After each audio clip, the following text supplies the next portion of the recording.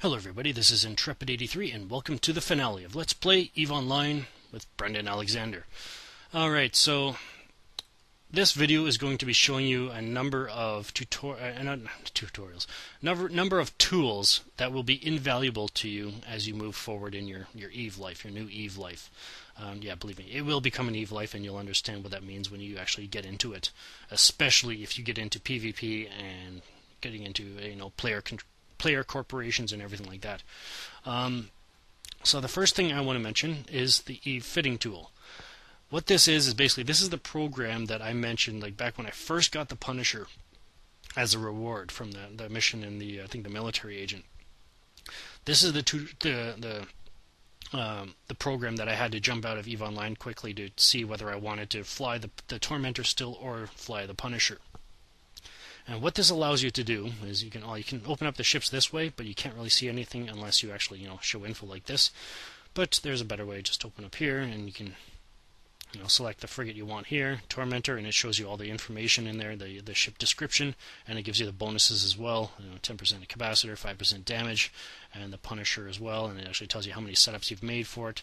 So I'm actually going to show you what this program is like. So right now, okay, you got these two right here are default. You get without skills and all level 5. But you can also import your own character kind of thing. So you got Brenden Alexander here. Let's actually show you a comparison. So this setup right here is identical to, let's open up another one, another Punisher, to show you the comparison between what skills can do. And there we go. So this is Miscellaneous skills. This is Brenden Alexander's. As you can see, everything compared. Well, obviously the skills that Miscellaneous has makes this setup much more powerful. Now she's using Scorch in these things. This is only using multi-frequency S. So he's doing 64 damage per second at 3.1 kilometers. She's doing 79 damage per second at 10 kilometers. Now I could do this and put this down and get 86 damage per second, but then she's got enough. She's pretty well off with the Amar Navy that she could go in and use the loyalty points for Imperial Navy multi-frequency S to do almost 100 damage per second just with her turrets. And that's the only form of damage that she can do, other than if you strap a smart bomb in here. But those things are very not useful during missions. So as you can see, this setup is... hang on a moment. Let's do something else here. Let's make this right smack equal. There we go. So now you look at the resistances here as well. Got 68%, 58.4, 71.5, and 62.9. Why the difference? Because remember when I said that there's skills that can actually increase the effectiveness of this by 5% per level. Yeah, so you need the skill of EM armor compensation, and basically you got thermic armor compensation as well. You got explosive armor compensation and kinetic as well, I believe. I think those are the names of them. And the same thing goes for shield as well. You can get the same skills, I think. And these ones I believe they go into mechanic, like the armor ones, and then the shield ones actually go into engineering. So if you have trouble finding them after you've bought them and you start training them, then that's where you find them. And the shield ones do basically the same thing. So almost forgot the heatsink. Alright. Nice to... There we go. So yeah, even this thing now the Punisher does over 100 damage per second. So just skills alone, and let's make this comparable. There we go. Just skills alone. Miscellaneous almost does twice as much damage per second as Brenden Alexander, and that's fine. And she can actually run this whole setup, with the exception of the Salvager, 100% of the time. It'll be stable at 38%, as long as she doesn't get hit by any cap warfare or anything like that, which there are some missions that do that, but not until... I don't think they start introducing that until, I think, level 3 missions. So you're good for the first 2 levels or so. They may have added new missions into level 1 and level 2 that do it, but I'm not sure. I haven't played this game for very long. Another thing you might be able to notice is that the speed as well. In 1MN Afterburner for Miscellaneous does 975 meters per second. That's how fast it pushes the ship. But for Brenden, it does 793. Again, fairly decent difference. Targeting 25 kilometers here, 31.25 kilometers here. That's just because of the skill that allows me to increase my yeah, these are all the skills that she has. Yeah, long range targeting. That's what it does. It adds does it have 5% or 5 kilometers? I'm not entirely sure. I think it might just add 5%. So I'll go with that one. So basically, yeah, Zymashikani has the Amar frigate at level 5 and all that stuff. I think this is small pulse laser specializations only at level 4. So the turret specific skills are the same because this has small. Oh, okay, she only has small pulse laser specialization 3 here. So, but even still, you just add 2% to that to get that thing up. But anyways, so yeah, that's basically the difference in terms of skills. I might as well show you a couple more setups that you may end up seeing me use, but these setups are my bread and butter when it comes to level 4 missions. Alright, so the Apocalypse, I've already got set it up here. So the Apocalypse is a battleship for the Amar. It's probably one of my favorite ones. I love this ship to death. So yeah, it's got 10% bonus to capacity use and 7.5 bonus to optimal range. And this is where so this is basically what I would have it set up like for fighting Blood Raiders here. So Zymashikani, there we go. So now, considering who she is and her standings with the Amar Empire and everything like that, she would be able to. She's able to get Imperial Navy multi-frequency L crystals, which allow her to do 909 damage per second, or 775 damage per second just with her turrets alone, up to a range of 31 kilometers. But usually the optimal is the best way to go. However, she also uses Scorch L, which bumps it up to 62 kilometer optimal, but she still does well over 600 damage per second just from the turrets alone. So she does a lot of damage with this ship. And the extra damage you see there is the drones 134. Yeah, that's just a result of this. Having hammerheads in here, they're the thermal drones, which are Hobgoblin, Hammerhead, and then Ogres are the heavy drones. They're increasing in terms of size and damage as well. So hammerheads are really good, again, generally a really good general purpose drone for missions and to take out like cruisers and maybe I'd say cruisers and frigates kind of thing. Then you get the Hobgoblins here, which are small ones. They don't do as much damage per second, but they have a much easier time hitting other drones and again smaller ships as well. So if you ever have troubles, with your hammerheads, not taking out a frigate as fast as you thought it should, just swap them in and out. They fly really fast. I think the Hobgoblins fly at 4,200 meters per second with their, when they're flying to and from targets, and the hammerheads do 2,100 meters per second. Ogres are even slower, so keep that in mind. What else? So yeah, she would also have Imperial Navy heat sinks as well. What else? Oh yeah, here we go. And you can actually add a description to your setup if you want. Boosters and implants. These are basically just allow you to put some stuff. Like I said, boosters are basically drugs in the game that enhance your abilities, kind of thing. And a lot of them do have drawbacks to them as well. So it's like Russian roulette kind of thing. Not really Russian roulette, but just you gotta be willing to sacrifice kind of thing. It takes a sacrifice. Then you get projected effects too. You can see what the effect of certain things are on this as well.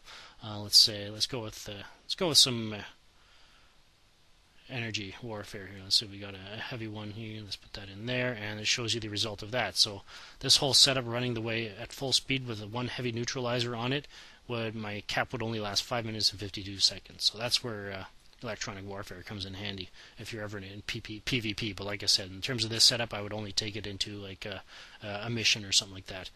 Like I said, there are some missions that do have, I'm not sure if I mentioned, but they do have cap warfare on them.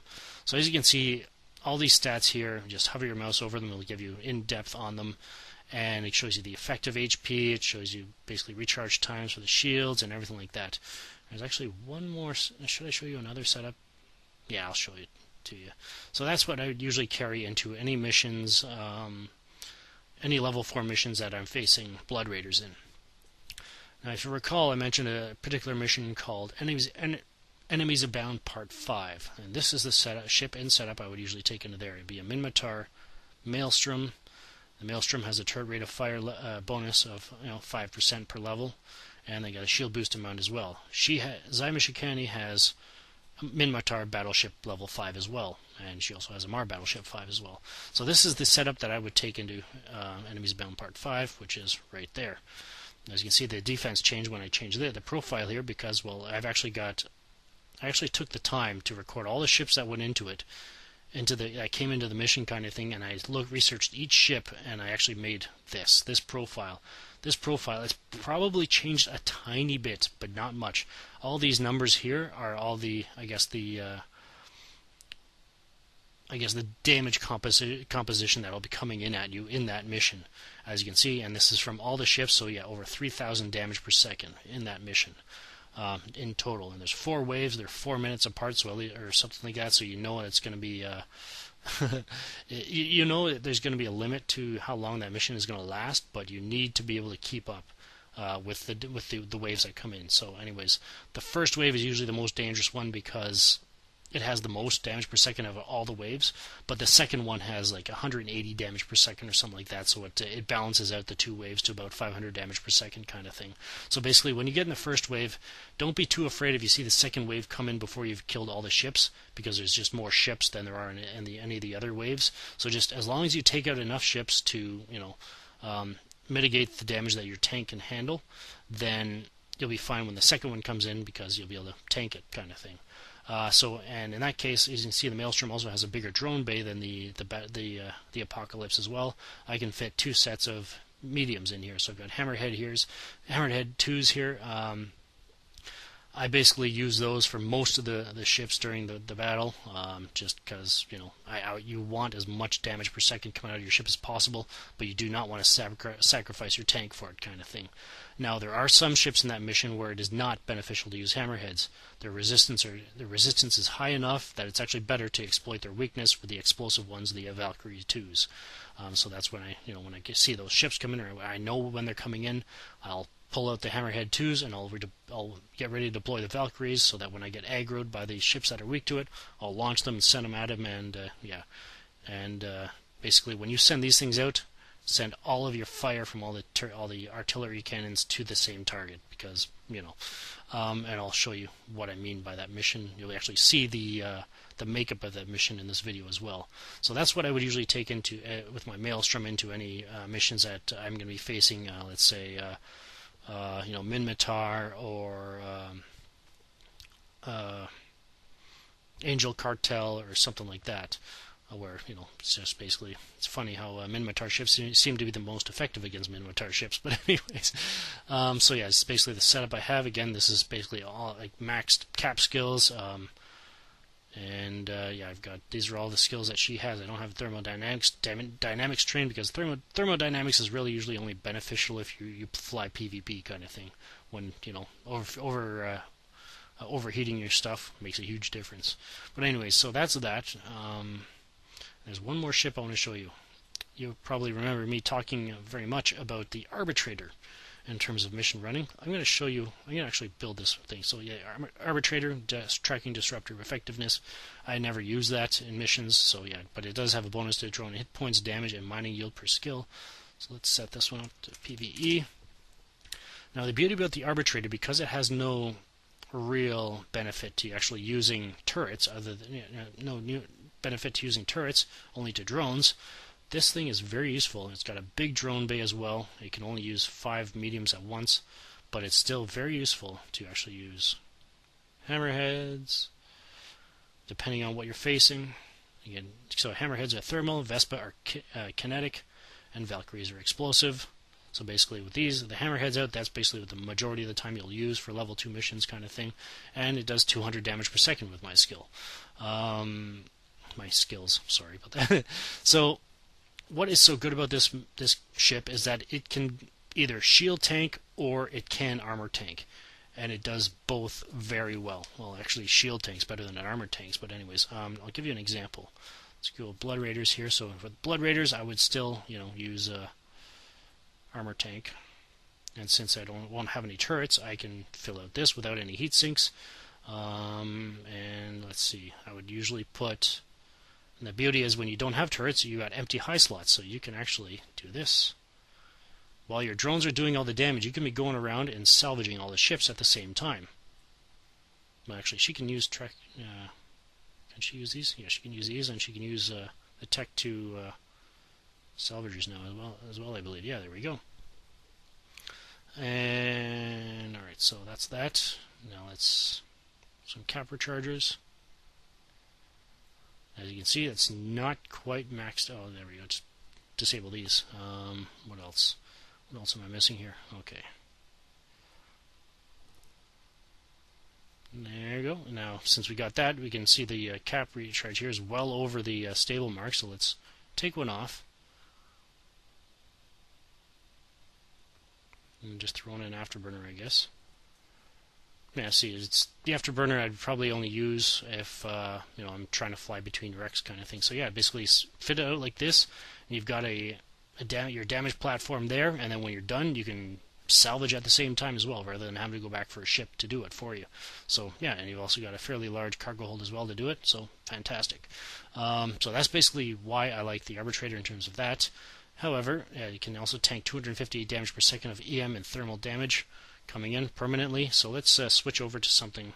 I would not take it into enemies abound, but just for the sake of this, for the damage types, let's switch this over to hang on, let's rename this to armor, and then shield. This is a bit more tricky in terms of being able to salvage at the same time because of the way it's set up. So let's get these in and these. But yeah, definitely disable them. So when you're shield tanking the Arbitrator, you would want to use 3 of these and an invulnerability field. It doesn't look too great, as you can see, but if you... which one is it? Yeah, that's it. Shield power relays. This increases the recharge of your shields. As you can see, the shield tank, this is just a passive tank, so now there's no shield boosters whatsoever, but the recharge is so fast that it mitigates any damage coming in kind of thing. It can mitigate up to 190 damage per second. So very useful. And yeah, as you can see, it's cap stable as long as you're not running this stuff. But since I would be using the same ship, I'd probably only have the one. Let's put these in. And I would actually be able to use, these things at to some degree kind of thing during the mission.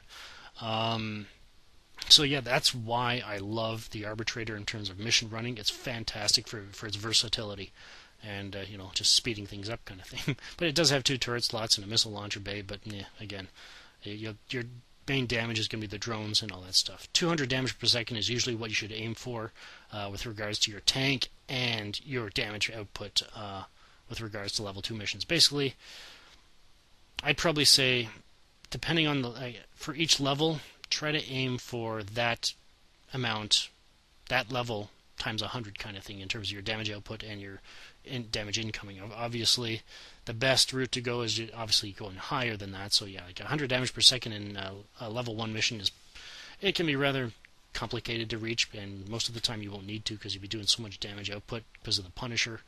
For level 2, again, the Arbitrator is usually good enough for that. As far as level 3s, I'd probably aim for 300 to 350, maybe 400 if you can. And then level 5s, definitely always try to aim for 500 damage per second just to be safe kind of thing. So yeah. So that's the Efitting Tool. Now, you might be wondering, you've got the defaults of no skills and you got all level 5. Those two come with the program.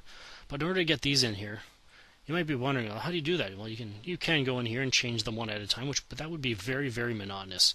Instead, the person that made this program made it easy, so you can actually import your character's character sheet from the EVE website, and it'll update all the skills that you have right now, and it'll set them all for you kind of thing, and that's how I did it there. Now, in order to do that, you have to import skill, and then you have to put in a key ID and a verification code. How do you get those? Well, it actually tells you right here.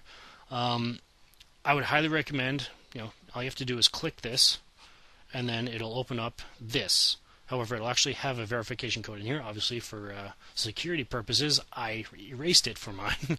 So yeah, basically, it'll come to this page, and this thing is already set up to support the Efitting Tool, which means that all of these are unchecked except for the character sheet. That's the only thing you need to check. Everything else is you're actually risking getting your account hacked kind of thing, or just too much information kind of thing. Besides, all this stuff is just dead weight anyway, because the Efitting Tool only uses your character sheet, so keep that in mind.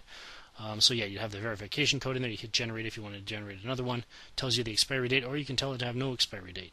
And then you'd submit, and then you'd end up with back at the main API page, and you'd end up with a table there that would have the key ID, which is it's literally, I think it's like a 7 or 8 digit long number, which you would put in here, and then the verification code it looks like it's probably like a 50 character alphanumeric key right beside it.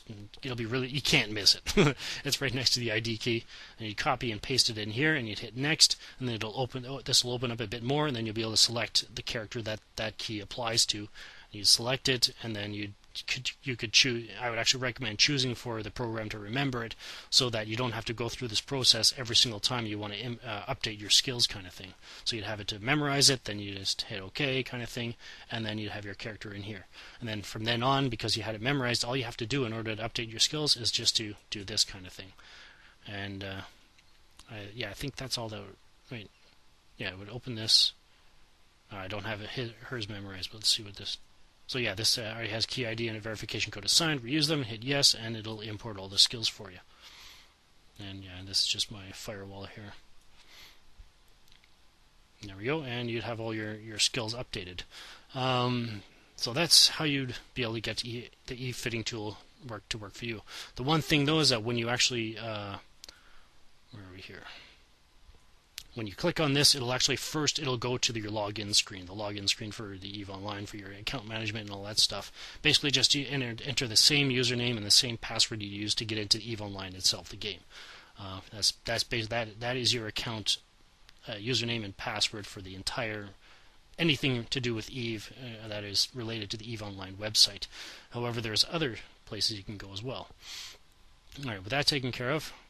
In order to get the Efitting Tool, here's the link here. I'll post all of these links in the video description, aside from the API one, for you to peruse. This is the most up-to-date version as of July 27th, 2012. And obviously, it would be a very good idea to bookmark this page, this thread, because whenever he updates it, he puts it here, and you can download the most up-to-date version of it. So that's where you get the Efitting Tool. Next up is this one right here for mission running, for Wormhole Space, for Cosmos missions, and just factional warfare they were mentioning at the end of the last episode in terms of, after we finished the tutorial missions and incursions as well. So mission index here, you can click it. And it has, I'm not sure if it has every mission, but it's pretty darn close. This is basically a wiki of all of whoever, I think there's actually a chat channel in EVE Online for people that actually fill this stuff out. So when you sign up here, you can log in and register. You will be allowed to enter into that chat room kind of thing, and you'll be able to log in here and actually add to it kind of thing. Whatever mission you run into that isn't on here, or maybe you need to update one of the missions in here, and all that stuff. So basically, but as you can see, there's quite a few missions here. But you can also, for the sake of what I said in the Efitting Tool, you can sort it by the level 4, level 5s, 1, 2, 3, 4, 5. Let's go with there, though. And you can also sort it by letter, but here we go, level 4s. Let's find enemies abound. So yeah, there's a 5-part here. It's a Galente, fight against the Galente. Then you have a courier, and then 2 more Galente Federation, and then the last one, part 5, is the Minmatar Republic. As you might be able to guess, going through this series of missions will wreak havoc on your standings towards the Galente Federation and Minmatar Republic. And I will show you my standings with Zyma Shikani that she has with these two these two races. And yeah, so anyways, we'll open up Enemies Bound Part 5. And this is basically, I think I was the first one to fill out this mission. Because a lot of the stuff that I had here is still here that I actually put in here. So this stuff has been slightly modified because I used to just have it capsed, but not anymore. So it's dead space, micro warp drive does not work. And then you got Web and Scramble from the frigates, and you got NOS as well from Freedom Patriot, Freedom Liberty. Those are actually a Typhoon class, and I think they actually use lasers for some reason. But anyways, all right. So the Dark Cannas are actually the ships that they actually do a massive amount of damage to you. They pump out a lot of damage, and these ones are the ships that I would swap out the Hammerheads and send out the Valkyries on them, because explosive is the best way to deal with them, and you just go all out on them, because I think there's only 2 or 3 of them. As soon as you take that, oh yeah, they also fire electromagnetic torpedoes at you that do a massive amount of damage as well. So yeah, just take those out, because obviously we aren't, with the Efitting Tool, I wasn't really fit to absorb a lot of EM damage. So as soon as you take that out, then you're good to go. You should be able to survive. And you got recommended ship classes, and then damage dealing, thermal, kinetic. Yeah. Drones will be aggroed by reinforcement waves. So yeah, every time a new wave is coming out, after every wave you destroy, make sure you pull your drones actually into your drone base, so they don't get aggroed. And yeah, here you go. You got have extremely high shield resist to. You got 80% EM, 70% thermal, 60% kinetic, and 50% explosive. So that's why you'd use explosive damage. So yeah, okay. So it's 6 waves. Never mind. Even more intense. So yeah, the first wave, when you warp in, you'll end up with something like this. You have 2 battleships, 8 cruisers, and 2 heavy missile batteries. This thing, it hasn't been updated, I don't think, in terms of the damage output, or at least the ships. But it may have been updated since, but this is generally what you'll be facing in the first wave, 819 damage per second. So like I said, as long as you're able to mitigate most of that in the first 4 minutes that they're there, then you should be good, because the second wave is only 188 damage per second. So yeah, that basically evens it out at about 1,000 damage per second between the 2 waves.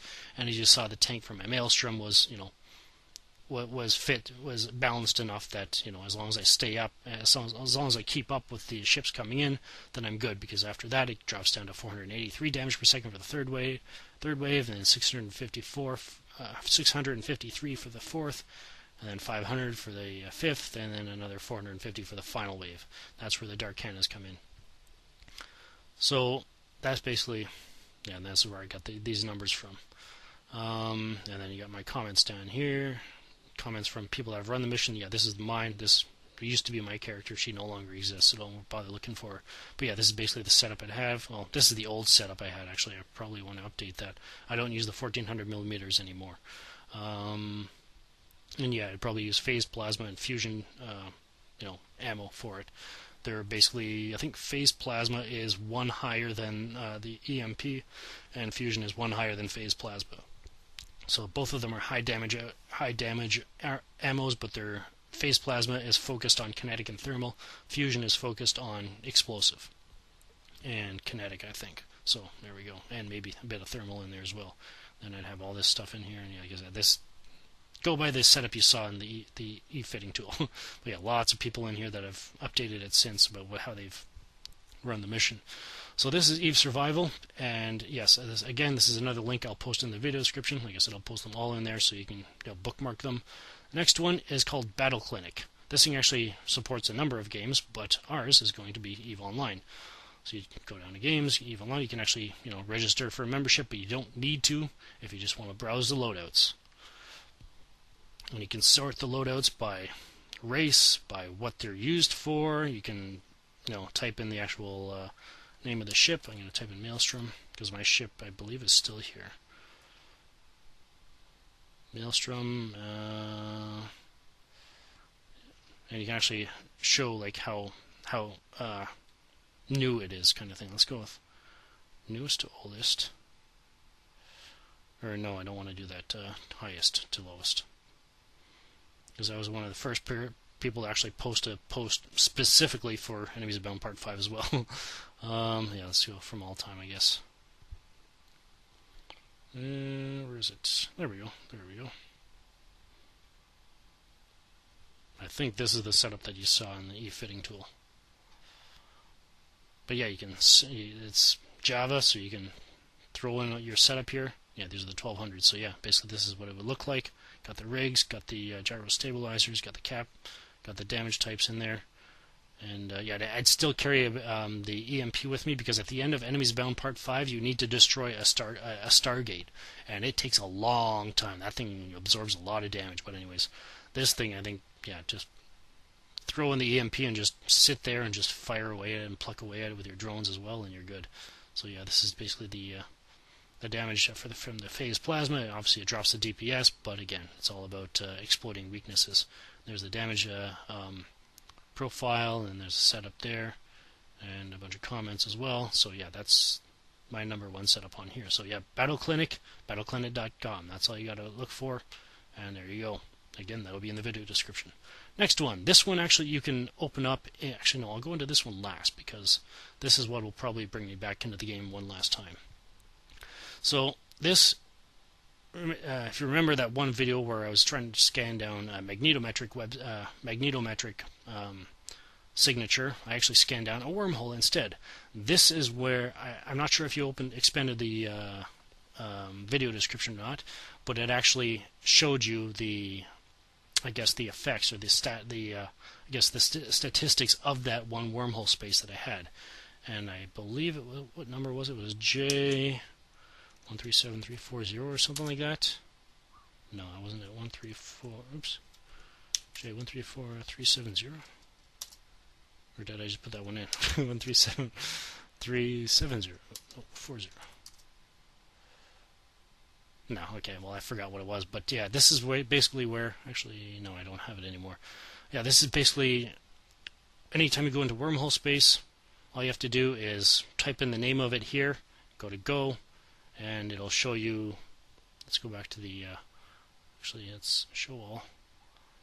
Let's go with, yeah, so the one that I went into was actually a class 2 with a black hole. Let's see if we can find another one here. Nah, not really. So, let's see what this one is. Yeah, so the one I went into, the ship velocity, added ship velocity of 44%, inertia 44%, and these ones were all -19s. And it goes through a list of everything you could find in that wormhole space, or it has been, and it also tells you what you can actually, how easy, quote unquote easy, it is to go in there and actually take on the sleeper NPCs, I guess you could say the most powerful NPCs in the game. So yeah, this is a class 1, and it actually recommends a heavy assault cruiser or a battle cruiser. I usually use a battle cruiser, and the damage that comes in at you is uniform. In other words, when an Efitting Tool, let's just quickly open a ship here. This is the profile you would use when you're trying to build a tank for, in Wormhole Space, because it's all 24%, 24%, or sorry, 25% all the way across the board with all of the damage types, EM through explosive. So yeah, and then the highest rank, it goes from 1 to 5, but the highest class wormhole is a class 6. Let's put it this way: they're so rare. I think they only crop up in nullsec 0.0, and I would say the highest you could possibly solo would be a rank 3. As soon as you get into class 4, you're going to need a fleet. You're going to need people with you in order to do it. So yeah, they're very challenging and very much worth the rewards too, because they allow you to salvage modules that would allow you to create Tech 3 cruisers, which actually I'll show you what they look like. I can't really show you what they look like because they're modular, but they're basically the strategic cruisers here. You got the Legion for the Yamar, Tengu for the Caldari, Proteus for the Galente, and Loki for the Minmatar. And you basically just, then you've got, when you put them together, you have subsystems here, and then you can build, got 4 from each level to choose from. You got 5 subsystems to choose from. You put them on the ship, and then that's what your ship ends up being. So that's again, this will be in the video. This link will be in the video description as well. Another one worth bookmarking.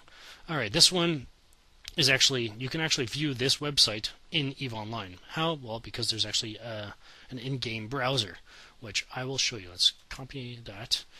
All right, so I'll close this, and then I'll log into EVE Online, and I'll meet you there. Alright, we're back in the game here. Now to show you, well, what the browser looks like. So you open up this, go to Accessories, and go to Browser. There, keep in mind you cannot use this. I do not believe you can use this browser for everything, but for what you can use it for is plenty. So you go in here, paste the link that I just copied and pasted, hit Enter. As well maximize it, and there's the website you just saw in Firefox. So basically, this thing actually has you links to, you know, the Eve Survival. Actually, this one is actually really useful to have as well. I almost forgot about that one. I'm not. Yeah, this one's actually another database of NPCs. I am not sure if they've updated it since 2008 or not, but yeah, basically, in order for me to, you know, put that profile together for the Enemies Abound Part 5 or I guess Wiki for that mission. Let's see, what was... let's go to the public. I basically copied the names of every ship that I saw. And type it in here. Click on that, and it gives you all of the goodies about that one ship. As you can see, you got explosive or EM because of the missiles. Yeah, torpedoes. Yeah, that's how much damage comes from that torpedo. I think torpedoes, their raw damage is like 300. So that is quite a yeah, quite an amount of damage. And yeah, that's a good amount since my ship would not be tanked for EM, considering it's a shield tank as well. Getting rid of that EM damage as soon as possible is a priority as soon as those ships come up. Show up. I think, yeah, so this would be the last wave or so. So when you know the last wave is coming up, pull in your hammerheads and, you know, get ready to deploy your Valkyries, switch ammo to fusion, and then go all out on those things because they will destroy you if you don't. And those are the resistances. It does have some shield boosting. But yeah, basically that's all the things about it. And that's another thing. It's actually a really fast ship. So yeah. So yeah, that's another thing to keep in mind. npcelfarto.com, and I'll post that link in the video description as well because you can use this outside Eve as well. So let's get back here. Now, what this one is for is kind of the same idea as this, but on a much quicker scale, but it's not as in-depth. So let's see here. There's also, actually, before going to that, I'll go into the ore calculator. No, it's not ore rigs. There we go. This one. Basically, the ore chart of all the bits of ore you can find in the game, from Veldspar up to Merkozit. And yeah, basically gives you the breakdown. So you got 333 per batch. So you process 333, you get 1,000 tritanium with perfect refining. So these are all based on perfect refining. So with Scordite, you get tritanium and pyrite. Pyroxeres is tritanium, pyrite, mexalin, and noxium. And then you got all the breakdown here. And Merkozit is pure morphite, which is generally just used for Tech 2 equipment. It's a red material, and it is very expensive if you want to buy it. So yeah, and then you also got compounds. You get these from mission drones, like NPC drones. I'm not sure if they've updated, but I think they used to, whenever you killed the drone, they'd actually drop these into the wrecks, and then you'd be able to salvage the wreck. I'm not sure if they do that still, because obviously it's been a while since I played this game. It's been a few updates and all that stuff, so they could just be the when you salvage it, this might be what you get instead of, you know, salvage components kind of thing, or maybe you get both, who knows. And opulent compounds are actually probably the most effective way of getting morphite, because you do get these from battleship-sized drones, and you do face those in level 2 and level 4 missions. So keep that in mind. But yeah, these things, you get massive amount of ISK from them, as you can see. And even here, you can punch in prices that you find on EVE Online and all that fine stuff as well. What's this? I guess this is it. And you got ice as well. Ice, I would actually highly recommend. I think there's 2 ships in the game that make it worth mining, because the cycle time of the ice miners is 10 minutes per cycle, and those it can be a while. So yeah, it's a very long process. I think one of the ships is called the Mackinac. I think it's the first tier, either the first tier mining barge or the first tier exhumer. So keep that in mind. So that's that. Let's go back to the. And there's gem clones. What you need is you get this thing is loaded. I hope it's all these links are still working too. I don't see why not though. All right, so this thing we can go to up here. Or is it rats or NPCs? Basically, let's go with the let's go with Corpii. And it gives you everything that has that word in it, and it shows you the what is this? Yeah, these are the defensive. This is the defensive data. So that every time you fire, this is their resistances. This is the recharge rate. This is the shield amount, hit points, armor hit points, and hull, and all that stuff. And this gives you a general overview of that. This I believe covers all of them. I'm not sure if it just covers this page or not, but or if it covers the entire 35 or so, but or however whatever the result comes out to. But yeah, this is just basically a general overview of if you're going to be facing all of these, this is what you should bring, kind of thing. And then you got the offensive data as well, which shows you the the time per shot. So this is like it fires every 2 seconds, every 3 seconds, every 1.5 seconds. Shows you the damage modifier that they shoot out, as well as the composition of that damage. So obviously these are being blood raiders, they generally only do EM and thermal. And then you got the sensor strengths and all that stuff, and you got whether they scramble you, whether they web you, whether they sensor dampen you, and whether they tracking disrupt you. Sensor dampeners usually only come from the Galente and Serpentis corporations.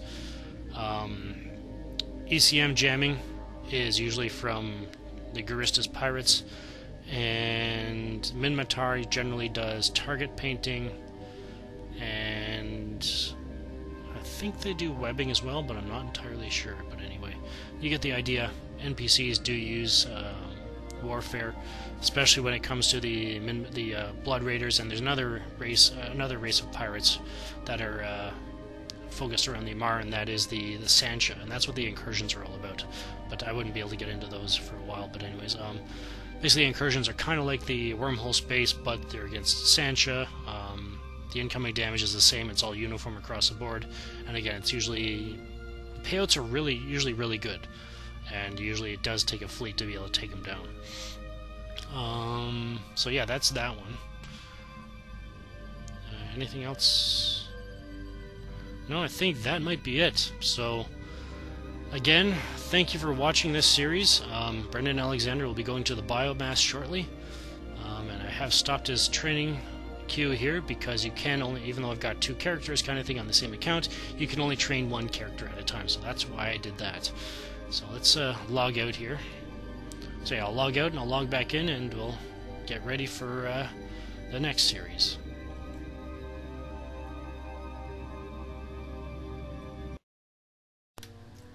Alright, here we are. Brenden Alexander is being terminated. Fortunately, it takes about 10 hours to do it, just so you don't spam it, kind of thing. But anyways, Zaya Mishkani, I will be attempting to revive her. She's still got the IBIS, she's still got 2.09 ISK, still got 82 million and almost 82.7 million skill points, and I'm going to be bringing her back to life. And considering